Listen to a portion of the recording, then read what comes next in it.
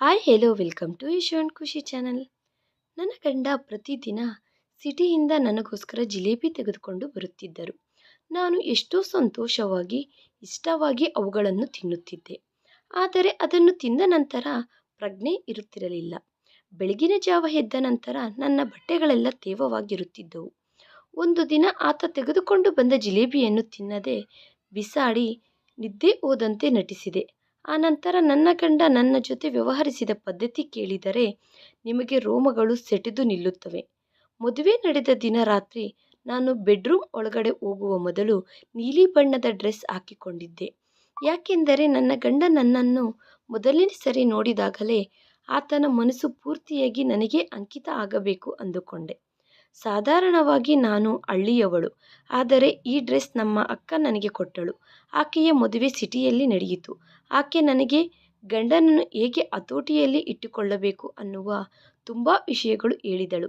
ನನ್ನ ಗಂಡ ಮುರಳಿ ರೂಮಿನೊಳಗಡೆ ಬಂದು ನನ್ನನ್ನು ನೋಡಿದ ತಕ್ಷಣ ಒಂದು ಕ್ಷಣ ಹಾಗೆ ಇದ್ದು ಹೋದರು. ಆತನ ದೃಷ್ಟಿಯಲ್ಲಿ ನಾನು ಹಳ್ಳಿಯ ಹುಡುಗಿ, ಆದರೆ ಆತನ ಮುಂದೆ ಸುಂದರವಾಗಿ ರೆಡಿಯಾಗಿ ಹಾಗೆ ನಿಂತುಕೊಂಡು ಇದ್ದರೆ ನನಗೆ ತುಂಬ ನಾಚಿಕೆ ಆಗುತ್ತಿದೆ. ಆದರೆ ಈಗ ಆತ ನನ್ನ ಗಂಡ. ಆತನ ಮನಸ್ಸು ಗೆಲ್ಲುವುದೇ ನನ್ನ ಕರ್ತವ್ಯ. ನಾನು ಮದುವೆಯ ಬಗ್ಗೆ ತುಂಬ ಕನಸುಗಳು ಕಂಡಿದ್ದೆ. ನಮ್ಮ ಮಧ್ಯೆ ಏರ್ಪಡುವ ಬಂಧದ ಬಗ್ಗೆ ಎಷ್ಟೋ ಸಾರಿ ಆಲೋಚಿಸಿದೆ.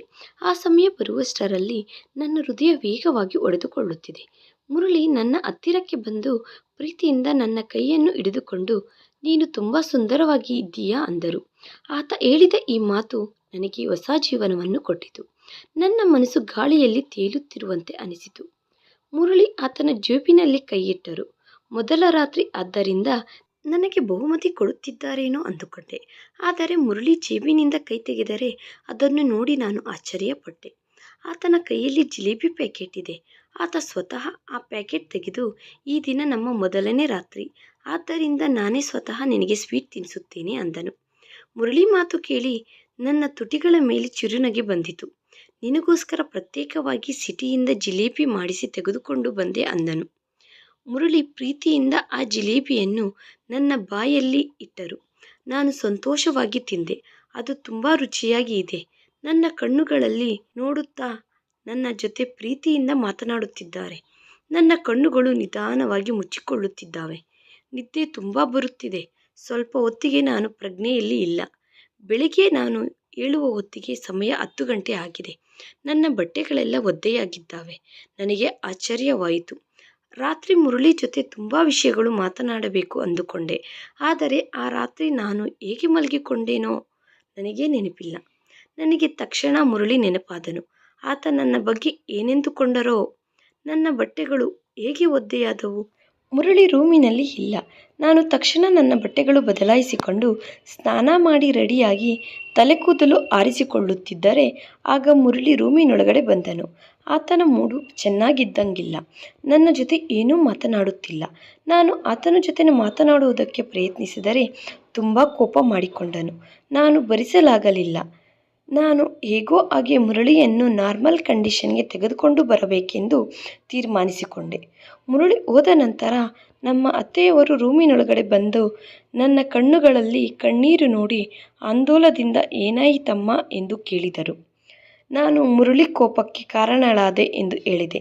ನಾನು ಈಗಲೇ ಮುರಳಿ ಜೊತೆ ಮಾತನಾಡುತ್ತೇನೆ ಎಂದು ಅತ್ತೆ ಹೋಗುತ್ತಿದ್ದರೆ ನಾನು ಆಕೆಯ ಕೈಯನ್ನು ಹಿಡಿದುಕೊಂಡು ನಿಲ್ಲಿಸಿ, ಅತ್ತೆ, ನೀವು ಆತನ ಜೊತೆ ಏನೂ ಮಾತನಾಡಬೇಡಿ. ನೀವು ಮಾತನಾಡಿದರೆ ಮತ್ತೆ ನನ್ನ ಮೇಲೆ ಕೋಪ ಮಾಡಿಕೊಳ್ಳುತ್ತಾನೆ. ನನ್ನ ಮಾತನ್ನು ಕೇಳಿ. ಅತ್ತೆಯವರು ಮೌನವಾಗಿ ಇದ್ದು ಹೋದರು.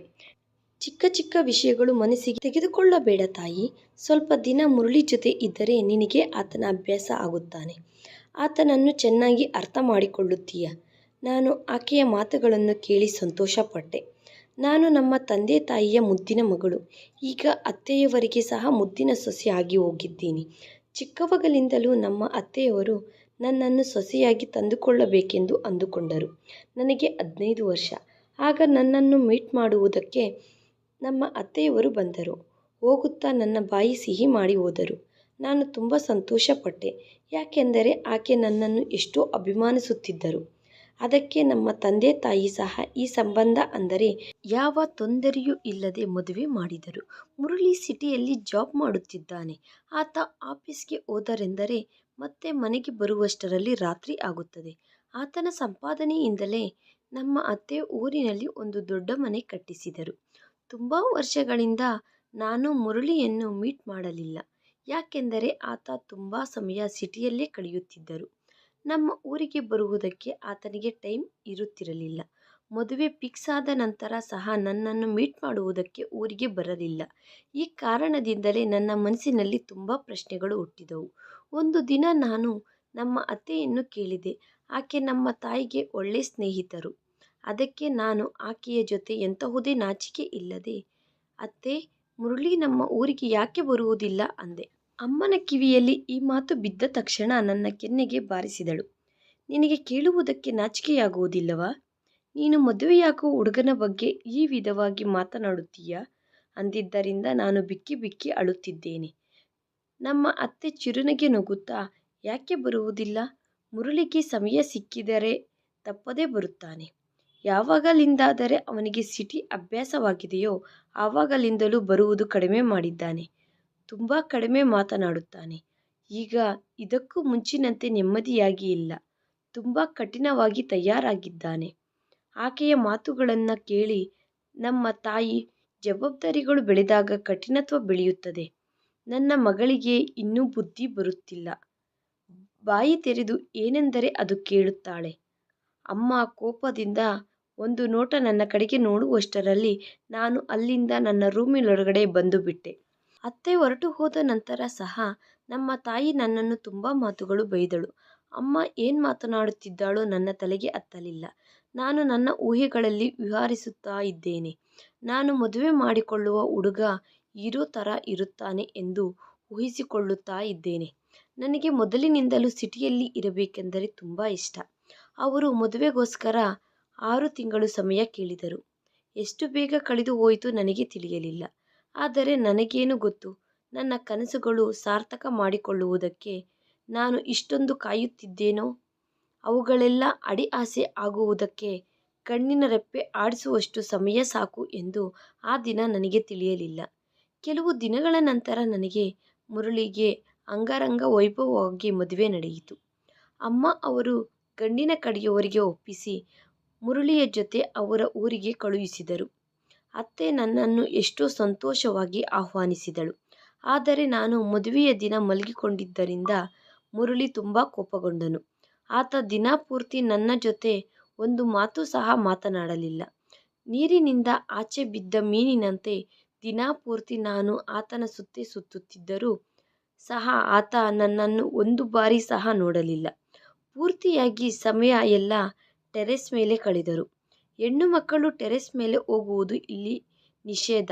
ಆದ್ದರಿಂದ ನಾನು ಹೋಗಲಿಲ್ಲ. ರಾತ್ರಿ ಸಮಯ ಆಯಿತು. ಮುರಳಿ ಸ್ವತಃ ರೂಮಿನೊಳಗಡೆ ಬಂದನು.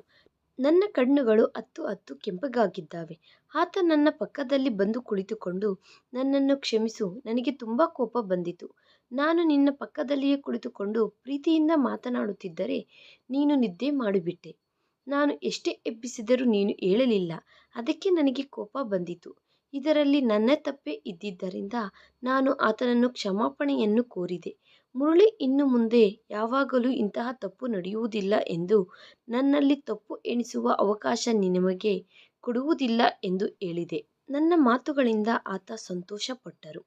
ನನ್ನ ಉದ್ದನೆಯ ಕೂದಲುಗಳನ್ನು ಹೊಗಳುತ್ತಾ ಇದ್ದರೆ ಬೆಳಿಗ್ಗೆಯಿಂದ ನನ್ನ ಜೊತೆ ಸೀರಿಯಸ್ ಆಗಿ ಇದ್ದು ಇದ್ದಕ್ಕಿದ್ದ ಹಾಗೆ ಆತ ಮೂಡು ಬದಲಾಗುವ ಬಗ್ಗೆ ನಾನು ಆಲೋಚಿಸುತ್ತಿದ್ದೇನೆ.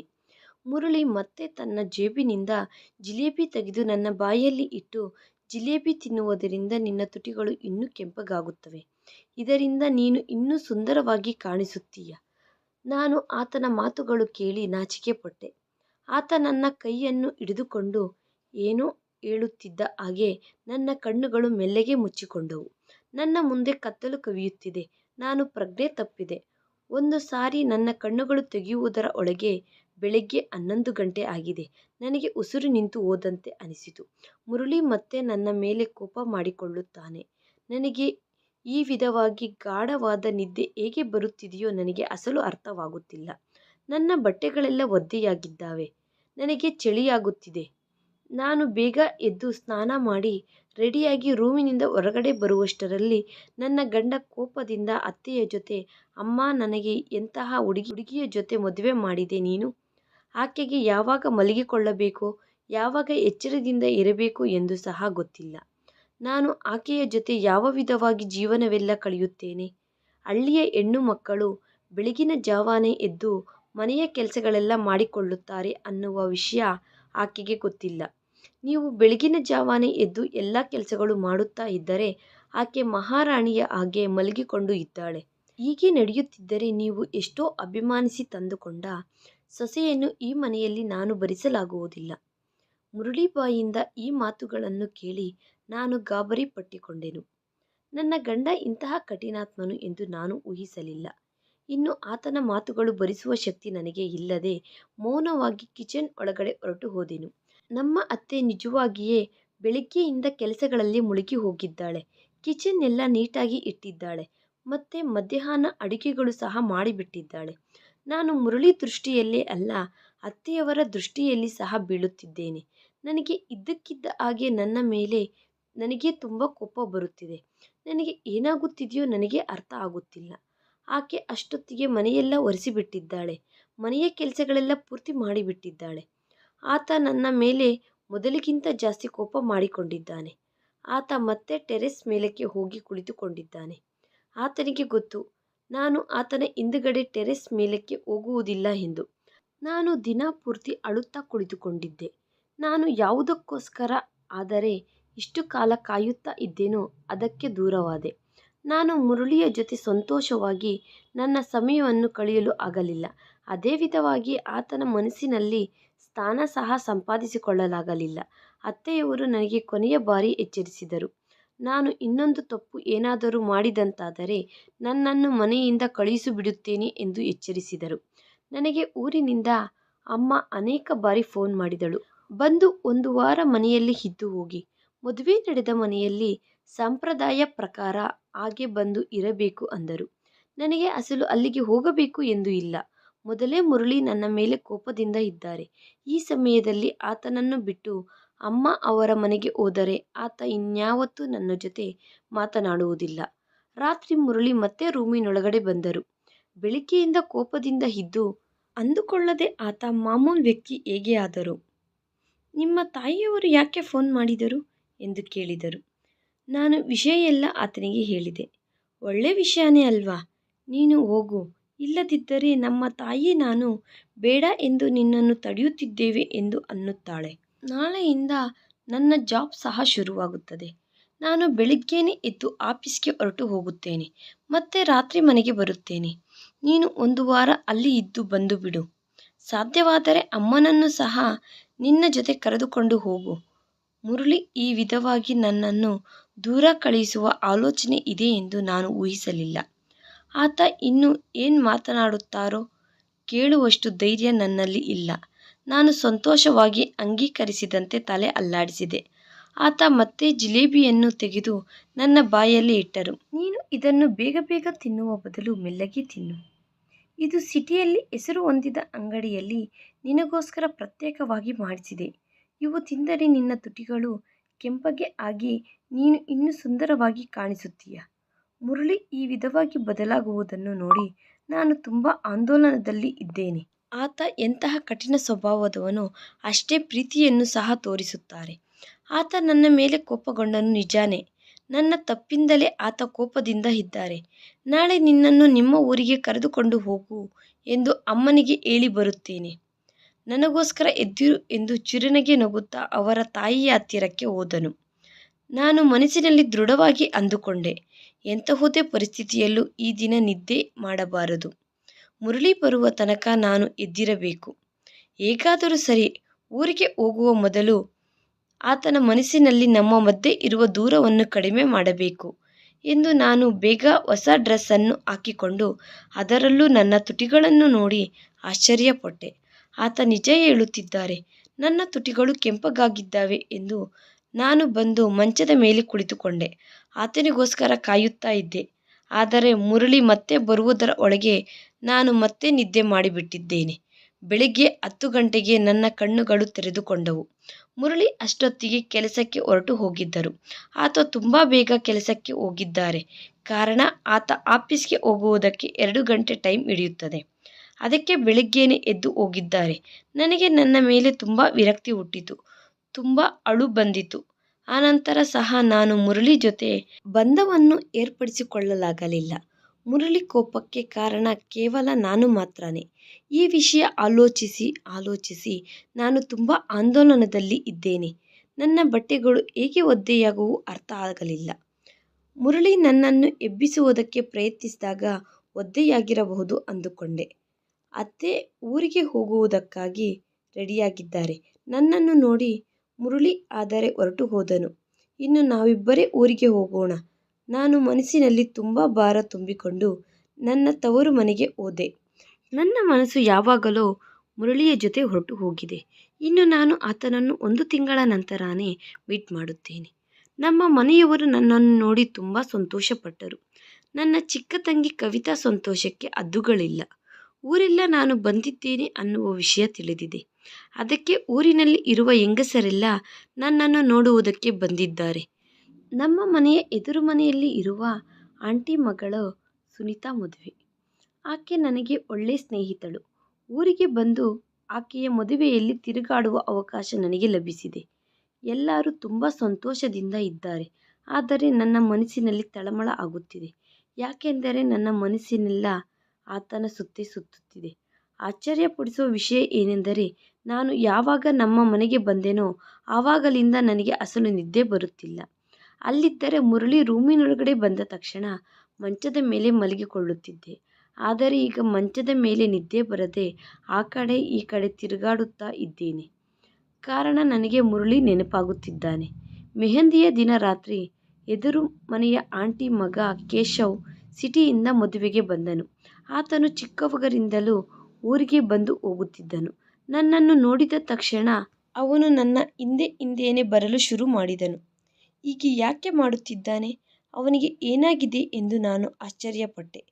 ಕೇಶವ್ ನೋಟ ನನ್ನ ಮೇಲೆ ಇದೆ. ಈ ವಿಷಯ ನಮ್ಮ ಅತ್ತೆ ಸಹ ಗಮನಿಸಿದಳು. ಇದರಿಂದ ನನ್ನ ಮನಸ್ಸಿನಲ್ಲಿ ಗೊಂದಲ ಶುರುವಾಯಿತು. ಮೊದಲೇ ನನ್ನ ಮುರಳಿಯ ಮಧ್ಯೆ ಒಳ್ಳೆ ಸಂಬಂಧ ಇಲ್ಲ. ಈಗ ಅವನ ಬಗ್ಗೆ ನಮ್ಮ ಅತ್ತೆಗೆ ತಿಳಿದರೆ ಹಾಗೆ ಹೀಗೆ ಇದ್ದ ನನ್ನ ಸಂಸಾರ ಪೂರ್ತಿಯಾಗಿ ಹಾಳಾಗುತ್ತದೆ. ಅದಕ್ಕೆ ನಾನು ಎದುರು ಮನೆ ಆಂಟಿ ಮನೆಯಿಂದ ನಮ್ಮ ಮನೆಗೆ ಬರುತ್ತಿದ್ದಾಗ ಕೇಶವ್ ನನ್ನ ಹಿಂದೇನೆ ಬಂದು ನನ್ನನ್ನು ತಡೆದು, ನನಗೆ ನೀನೆಂದರೆ ತುಂಬ ಇಷ್ಟ. ಇನ್ನೂ ನಿನ್ನನ್ನೇ ಪ್ರೀತಿಸುತ್ತಿದ್ದೇನೆ. ನೀನು ಸರಿ ಅಂದರೆ ನಿಮ್ಮ ಮನೆಗೆ ಸಂಬಂಧವನ್ನು ಮಾತನಾಡುವುದಕ್ಕೆ ನಮ್ಮ ತಂದೆ ತಾಯಿಯವರನ್ನು ಕಳುಹಿಸುತ್ತೇನೆ ಅಂದನು. ಆತನ ಮಾತುಗಳು ಕೇಳಿ ನನ್ನ ಪ್ರಾಣ ಹೋದಂತೆ ಆಯಿತು. ನಾನು ಕೋಪದಿಂದ ಕೇಶವ್ ಹತ್ತಿರ ಏನು ಮಾತನಾಡುತ್ತಿದ್ದೀಯ ಕೇಶವ್? ನಿನಗೆ ಸ್ವಲ್ಪ ಆದರೂ ಬುದ್ಧಿ ಇರಬೇಕು. ನನ್ನ ಮದುವೆ ಆಗಿ ಹೋಗಿದೆ.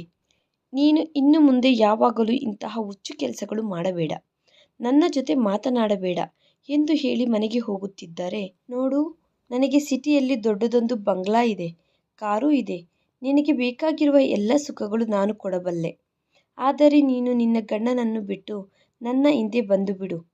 ನಾನು ಯಾವಾಗಲೂ ನಿನ್ನನ್ನು ಪ್ರೀತಿಸುತ್ತಿರುತ್ತೇನೆ. ನನಗೇನು ಗೊತ್ತು 17 ವರ್ಷಕ್ಕೆ ನೀನು ಮದುವೆ ಮಾಡಿಕೊಳ್ಳುತ್ತೀಯ ಎಂದು.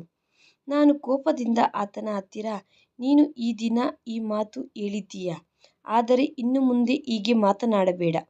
ನಾನು ನನ್ನ ಗಂಡನನ್ನು ಎಷ್ಟೋ ಪ್ರೀತಿಸುತ್ತಿದ್ದೇನೆ. ನೀನು ಮಾಡುವ ಈ ಕೆಲಸದಿಂದ ನನ್ನ ಮರ್ಯಾದೆ ಹೋಗುತ್ತದೆ. ಕೇಶವ್ ಆ ಸಮಯದಲ್ಲಿ ಹೊರಟು ಹೋದನು. ಆದರೆ ಬಚ್ಚಿಟ್ಟುಕೊಂಡು ನನ್ನ ಫೋಟೋಗಳು ತೆಗೆಯಲು ಶುರು ಮಾಡಿದನು. ನೋಡುತ್ತಿದ್ದ ಹಾಗೆ 1 ತಿಂಗಳು ಕಳೆದು ಹೋಯಿತು. ನಾನು ನಮ್ಮ ಅತ್ತೆಯ ಜೊತೆ ಸಿಟಿಗೆ ಬಂದು ಬಿಟ್ಟೆ. ನಾನು ಮಧ್ಯಾಹ್ನಕ್ಕೆ ಮನೆಗೆ ಬರುವಷ್ಟರಲ್ಲಿ ಮುರಳಿ ಅಷ್ಟೊತ್ತಿಗೆ ಮನೆಯಲ್ಲಿ ಇದ್ದಾರೆ. ಆತನನ್ನು ನೋಡಿ ನಾನು ತುಂಬ ಸಂತೋಷಪಟ್ಟೆ. ಆತನನ್ನು ಮಾತನಾಡಿಸುವುದಕ್ಕೆ ನಾನು ನನ್ನ ಲಗೇಜಿನ ಜೊತೆ ನಮ್ಮ ರೂಮಿನೊಳಗಡೆ ಹೋದಾಗ ಮುರಳಿ ಅವರ ಅಮ್ಮನನ್ನು ಮಾತನಾಡಿಸುವುದಕ್ಕೆ ಆಕೆ ರೂಮಿನೊಳಗಡೆ ಹೋದನು. ನಾನು ಸ್ವಲ್ಪ ಹೊತ್ತು ಅತ್ತೆ ಮತ್ತು ಮುರಳಿಯ ಜೊತೆ ಕುಳಿತುಕೊಳ್ಳೋಣ, ಆನಂತರ ಮನೆ ಕೆಲಸ ಮಾಡೋಣ ಅಂದುಕೊಂಡು ಅತ್ತೆ ರೂಮಿನೊಳಗಡೆ ಹೋದೆನು. ಅಲ್ಲಿ ಅತ್ತೆಯ ಮಾತುಗಳು ಕೇಳಿ ನನ್ನ ಕಾಲುಗಳ ಕೆಳಗಡೆ ಭೂಮಿ ಕದಲಿದಂತಾಯಿತು. ನಾನು ಅಸಲು ಊಹಿಸಿರಲಿಲ್ಲ. ನನ್ನ ಸಂಸಾರ ನಾಶ ಮಾಡುವವರು ಇನ್ಯಾರೂ ಅಲ್ಲ, ನಮ್ಮ ಅತ್ತೇನೆ ಎಂದು. ಆಕೆ ಕೋಪದಿಂದ ಮುರಳಿಯ ಜೊತೆ ನಾನು ಹೋದಾಗ ನಿನ್ನ ಹತ್ತಿರ ಹೇಳಿದೆ ಅಲ್ವಾ, ನಾನು ಬರುವಷ್ಟರಲ್ಲಿ ಡೈವರ್ಸ್ ಪೇಪರ್ಸ್ ರೆಡಿಯಾಗಿ ಇಟ್ಟುಕೊಂಡಿರು ಎಂದು. ಆದರೆ ನೀನು ಪ್ರಜ್ಞೆಯಲ್ಲಿ ಇದ್ದಂತೆ ಇಲ್ಲ. ನಾನು ನನ್ನ ಕಣ್ಣುಗಳಲ್ಲಿ ನೋಡಿದೆ ನಿನ್ನ ಹೆಂಡತಿ ಎಷ್ಟು ಕೆಟ್ಟವಳು. ಆದರೆ ನೀನು ಕಣ್ಣುಗಳಿಗೆ ಬಟ್ಟೆ ಕಟ್ಟಿಕೊಂಡು ಇದ್ದೀಯಾ. ಮುರಳಿ ಅವರ ಅಮ್ಮನ ಜೊತೆ, ಅಮ್ಮ, ನಾನು ಆಕೆಯನ್ನು ಬಿಡುವುದಿಲ್ಲ. ಆಕೆ ನನ್ನ ಹೆಂಡತಿ. ನಾನು ಆಕೆಯನ್ನು ಪ್ರೀತಿಸುತ್ತಿದ್ದೇನೆ. ಆಕೆ 1000 ತಪ್ಪುಗಳು ಮಾಡಿದರೂ ನನ್ನ ಜೀವನದಿಂದ ಆಕೆಯನ್ನು ದೂರ ಮಾಡಲಾಗುವುದಿಲ್ಲ. ಮುರಳಿ ನನ್ನ ಕಡೆ ಪ್ರೀತಿಯಿಂದ ಮಾತನಾಡುತ್ತಿದ್ದಾನೆ. ಆದರೆ ಅತ್ತೆ ನನ್ನ ತಪ್ಪು ಏನೂ ಇಲ್ಲದಿದ್ದರೂ ನನ್ನಲ್ಲಿ ತಪ್ಪುಗಳು ಹುಡುಕುತ್ತಿದ್ದಾಳೆ. ಏನು ನಡೆಯುತ್ತಿದೆಯೋ ನನಗೆ ಅರ್ಥವಾಗುತ್ತಿಲ್ಲ. ನಮ್ಮ ಅತ್ತೆ ನನ್ನನ್ನು ಎಷ್ಟೋ ಅಭಿಮಾನಿಸಿ ನನ್ನನ್ನು ತನ್ನ ಸೊಸೆಯಾಗಿ ತಂದುಕೊಂಡಳು. ಅಂತಹುದು ಆಕೆ ಯಾಕೆ ನನಗೆ ಡೈವರ್ಸ್ ಕೊಡಿಸಬೇಕು ಅಂದುಕೊಳ್ಳುತ್ತಿದ್ದಾಳೆ. ಮತ್ತೆ ಮುರಳಿ ನನಗೆ ತುಂಬ ಕಠಿಣವಾಗಿ ಕಾಣಿಸುತ್ತಿದ್ದರು. ಅಂತಹುದು ಆತ ಎಷ್ಟೋ ಪ್ರೀತಿಯಿಂದ ಮಾತನಾಡುತ್ತಿದ್ದಾರೆ. ನನಗೋಸ್ಕರ ಅವರ ತಾಯಿಯ ಜೊತೆ ಜಗಳ ಮಾಡುತ್ತಿದ್ದಾರೆ. ನನ್ನ ಮನಸ್ಸು ಪೂರ್ತಿಯಾಗಿ ಅಯೋಮಯದಲ್ಲಿ ಬಿದ್ದು ಹೋಗಿದೆ. ರಾತ್ರಿ ಮುರಳಿ ಒಳಗಡೆ ಬಂದ ನಂತರ ಜಿಲೇಬಿ ತಿನ್ನು ಅಂದರು. ನನಗೆ ತಿನ್ನುವ ಮೂಡಿಲ್ಲ. ನಾನು ಜಿಲೇಬಿಗಳು ಇರುವ ಕವರ್ ಆತನ ಕೈಗಳಿಂದ ತೆಗೆದುಕೊಂಡೆ. ಯಾಕೆಂದರೆ ಅತ್ತೆ ಆತನನ್ನು ಜೋರಾಗಿ ಕೂಗಾಕಿ ಕರೆದಳು. ಆತ ಜಿಲೇಬಿಗಳು ನನಗೆ ಕೊಟ್ಟು ಹೊರಟು ಹೋದರು. ನಾನು ಅವುಗಳನ್ನು ಒಂದು ಮೂಲೆಯಲ್ಲಿ ಬಚ್ಚಿಟ್ಟೆನು. ನಾನು ಕಣ್ಣುಗಳು ಮುಚ್ಚಿಕೊಂಡು ನಿದ್ದೆ ಮಾಡುತ್ತಿರುವ ಹಾಗೆ ನಟಿಸಿದೆ. ಮುರಳಿ ರೂಮಿನೊಳಗಡೆ ಬಂದಾಗ ನನ್ನ ಪ್ರಾಣ ಹೋದಷ್ಟು ಕೆಲಸ ಆಯಿತು. ನಾನು ಏನು ನೋಡಿದೆನೋ ಅದು ನನ್ನ ಕಣ್ಣುಗಳ ಮೇಲೆ ನನಗೆ ನಂಬಿಕೆ ಇಲ್ಲದಂತಾಯಿತು. ನನ್ನ ಕಣ್ಣುಗಳನ್ನು ನಾನೇ ನಂಬಲಾಗಲಿಲ್ಲ. ಮುರಳಿ ಜಗ್ಗಿನ ತುಂಬ ಇರುವ ನೀರನ್ನು ನನ್ನ ಮೇಲೆ ಹಾಕಿದನು. ಆದರೂ ಸಹ ನಾನು ನನ್ನ ಕಣ್ಣುಗಳು ತೆಗೆಯಲಿಲ್ಲ. ಈ ದಿನ ಅಸಲು ವಿಷಯ ಏನೋ, ಹಾಲಿಗೆ ಹಾಲು, ನೀರಿಗೆ ನೀರು ಬೇರೆ ಮಾಡಬೇಕೆಂದು ತೀರ್ಮಾನಿಸಿಕೊಂಡೆ. ಮುರಳಿ ಯಾರನ್ನೋ ಕೂಗಿ ಒಳಗಡೆ ಬಂದು ಬಿಡು ಅಂದರು. ಆಕೆ ಪೂರ್ತಿಯಾಗಿ ಪ್ರಜ್ಞೆ ತಪ್ಪಿದ್ದಾಳೆ ಅಂದರು. ಒಬ್ಬ ಸುಂದರವಾದ ಹುಡುಗಿ ನನ್ನ ರೂಮಿನೊಳಗಡೆ ಬಂದಿದ್ದಾಳೆ. ನನ್ನ ಮಂಚದ ಮೇಲೆ ಮುರಳಿಯ ಜೊತೆ ಕುಳಿತುಕೊಂಡಿದ್ದಾಳೆ. ಅವರಿಬ್ಬರನ್ನು ಹತ್ತಿರವಾಗಿ ನೋಡಿ ನನಗೆ ಪ್ರಾಣ ಹೋದಂತಾಯಿತು. ಇದಕ್ಕಿಂತ ಜಾಸ್ತಿ ಭರಿಸುವ ಶಕ್ತಿ ನನಗೆ ಇಲ್ಲ. ತಣ್ಣನೆಯ ನೀರಿನಿಂದ ಚಳಿಗೆ ನನ್ನ ಮೈಯೆಲ್ಲ ನಡುಕ ಶುರುವಾಯಿತು. ನಾನು ಎದ್ದು ಕುಳಿತುಕೊಂಡೆ. ನಾನು ಪ್ರಜ್ಞೆಯಲ್ಲಿ ಇರುವುದನ್ನು ನೋಡಿದ ಆ ಇಬ್ಬರು ಮೌನವಾಗಿ ಇದ್ದು ಹೋದರು. ನಾನು ಮುರಳಿ ಕಡೆಗೆ ಕೋಪದಿಂದ ನೋಡಿದೆ. ಆ ಸಮಯದಲ್ಲಿ ನಾನು ಎಷ್ಟು ಕೋಪದಿಂದ ಇದ್ದೇನೆಂದರೆ ನನಗೆ ಮುರಳಿ ಅಂದರೆ ಭಯನೇ ಹೋಗಿದೆ. ನಾನು ಕೆಂಡಾಮಂಡಲದಂತಿದ್ದೇನೆ. ನನಗೆ ನಿಜ ಹೇಳಿ, ಈ ಹುಡುಗಿ ಯಾರು? ಆ ಜಿಲೇಬಿಯಲ್ಲಿ ಏನಿದೆ? ಅದನ್ನು ತಿಂದ ತಕ್ಷಣ ಪ್ರಜ್ಞೆ ಕಳೆದುಕೊಳ್ಳುತ್ತಿದ್ದೇನೆ. ಅದರಲ್ಲಿ ನೀವು ಏನು ಹಾಕಿದ್ದೀರಿ? ನೀವು ಇದೆಲ್ಲ ಯಾಕೆ ಮಾಡುತ್ತೀರಿ? ನನಗೆ ಇಷ್ಟು ಮೋಸ ಯಾಕೆ ಮಾಡುತ್ತಿದ್ದೀರಿ ಎಂದು ಪ್ರಶ್ನೆ ಮೇಲೆ ಪ್ರಶ್ನೆ ಹಾಕುತ್ತಾ ಮುರಳಿಯನ್ನು ಕೇಳಿದೆ. ಮುರಳಿ ಮೌನವಾಗಿ ತಲೆ ತಗ್ಗಿಸಿಕೊಂಡು, ಈ ಹುಡುಗಿ ನನ್ನ ಹೆಂಡತಿ. ನಮ್ಮ ಮದುವೆಗೆ 2 ದಿನಗಳ ಮೊದಲೇ ನಾನು ಈ ಹುಡುಗಿಯನ್ನು ಮದುವೆ ಮಾಡಿಕೊಂಡು ಮನೆಗೆ ಬಂದೆ. ನಾನು ಅಸಲು ನಿನ್ನನ್ನು ಯಾವಾಗಲೂ ಮದುವೆ ಮಾಡಿಕೊಳ್ಳಬೇಕೆಂದು ಆಲೋಚಿಸಲಿಲ್ಲ. ನಮ್ಮ ತಾಯಿಯವರ ಒತ್ತಡದಿಂದ ನಿನ್ನನ್ನು ಮದುವೆ ಮಾಡಿಕೊಳ್ಳಬೇಕಾಗಿ ಬಂದಿತು. ಆಕೆ ನನ್ನ ಹೆಂಡತಿ ಅನ್ನುವ ಮಾತನ್ನು ಕೇಳಿ ನನ್ನ ಎದೆಗೆ ಬಾಣ ಇಳಿದಂತಾಯಿತು. ನಮ್ಮ ಮದುವೆ ನಿಲ್ಲಿಸುವುದಕ್ಕೆ ನಾನು ರಿಯಾ ಅನ್ನು ಮದುವೆ ಮಾಡಿಕೊಂಡು ಬಂದೆ. ನಮ್ಮ ಅಮ್ಮ ನಮಗೆ ಮದುವೆ ಆಗಿದೆ ಅನ್ನುವ ಕಾರಣದಿಂದ ನಿನ್ನ ಜೊತೆ ಮದುವೆ ನಿಲ್ಲಿಸುತ್ತಾಳೆ ಅಂದುಕೊಂಡೆ. ಆದರೆ ಆಕೆ ನನ್ನ ಒಂದು ಮಾತನ್ನು ಸಹ ಕೇಳಲಿಲ್ಲ. ನೀನು ರಿಯಾಗೆ ಡೈವರ್ಸ್ ಕೊಡು ಎಂದು ನನಗೆ ಪ್ರೆಷರ್ ಮಾಡಿದಳು. ರಿಯಾ ಅನ್ನು ಟೆರೇಸ್ ಮೇಲೆ ಇರುವ ರೂಮಿನಲ್ಲಿ ಇಟ್ಟರು. ಯಾಕೆಂದರೆ ಹೆಣ್ಣು ಮಕ್ಕಳು ಟೆರೇಸ್ ಮೇಲೆ ಹೋಗುವುದಕ್ಕೆ ಇಲ್ಲಿ ಅನುಮತಿ ಇಲ್ಲ. ಈ ಕಾರಣದಿಂದ ಆಕೆಯನ್ನು ಅಲ್ಲಿ ಬಚ್ಚಿಟ್ಟರು. ಮುರಳಿ ಬೇಕಾಗಿಯೇ ಜಿಲೇಬಿಯಲ್ಲಿ ಮತ್ತು ಬರುವ ಮದ್ದನ್ನು ಮಿಕ್ಸ್ ಮಾಡುತ್ತಿದ್ದರು. ಅದನ್ನು ನನಗೆ ತಿನ್ನಿಸಿ ನಾನು ಪ್ರಜ್ಞೆ ತಪ್ಪಿದ್ದೇನೆ ಎಂದು ತೀರ್ಮಾನಿಸಿಕೊಂಡು ನಂತರ ಆತ ನನ್ನ ರೂಮಿನಲ್ಲಿಯೇ ರಿಯಾ ಜೊತೆ ಸಂತೋಷವಾಗಿ ಕಾಲ ಕಳೆಯುತ್ತಿದ್ದನು. ರಿಯಾ ಮದುವೆಗೆ ಮೊದಲು ಸಿಟಿಯಲ್ಲಿ ಜಾಬ್ ಮಾಡುತ್ತಿದ್ದಳು. ಅದಕ್ಕೆ ಆಕೆ ಒಳ್ಳೆಯವಳಲ್ಲ ಎಂದು ಅಮ್ಮನ ಅಭಿಪ್ರಾಯ. ಅಮ್ಮ ಯಾವಾಗಲೂ ನನ್ನನ್ನು ಎಚ್ಚರಿಸುತ್ತಿದ್ದಳು, ರಿಯಾಗೆ ಡೈವರ್ಸ್ ಕೊಟ್ಟು ಬಿಡು ಎಂದು. ರಿಯಾ ನನ್ನ ಮೊದಲ ಪ್ರೀತಿ. ನಮ್ಮ ಅಮ್ಮ ಆತ್ಮಹತ್ಯೆ ಮಾಡಿಕೊಳ್ಳುತ್ತೇನೆ ಎಂದು ಬೆದರಿಸಿದ್ದರಿಂದ ನಾನು ನಿನ್ನನ್ನು ಮದುವೆ ಮಾಡಿಕೊಂಡೆ. ನಾನು ರಿಯಾ ಅನ್ನು ಯಾವ ಪರಿಸ್ಥಿತಿಯಲ್ಲೂ ಬಿಡುವುದಿಲ್ಲ ಎಂದು ಮುರಳಿ ನನ್ನ ಜೊತೆ ನಡೆದಿದ್ದೆಲ್ಲ ಹೇಳಿಬಿಟ್ಟರು. ಇದೆಲ್ಲ ಕೇಳಿ ನನ್ನ ಹತ್ತಿರ ಹೇಳುವುದಕ್ಕೆ ಇನ್ನೇನೂ ಉಳಿಯಲಿಲ್ಲ. ಬಹುಶಃ ಆ ದಿನ ಅತ್ತೆ ಮುರಳಿಯ ಹತ್ತಿರ ರಿಯಾ ಡೈವರ್ಸ್ ಬಗ್ಗೆ ಕೇಳಿದ್ದಾಳೆ. ಅದನ್ನು ಕೇಳಿಸಿಕೊಂಡು ನಾನು ತಪ್ಪು ಅಭಿಪ್ರಾಯದಲ್ಲಿ ಇದ್ದೇನೆ.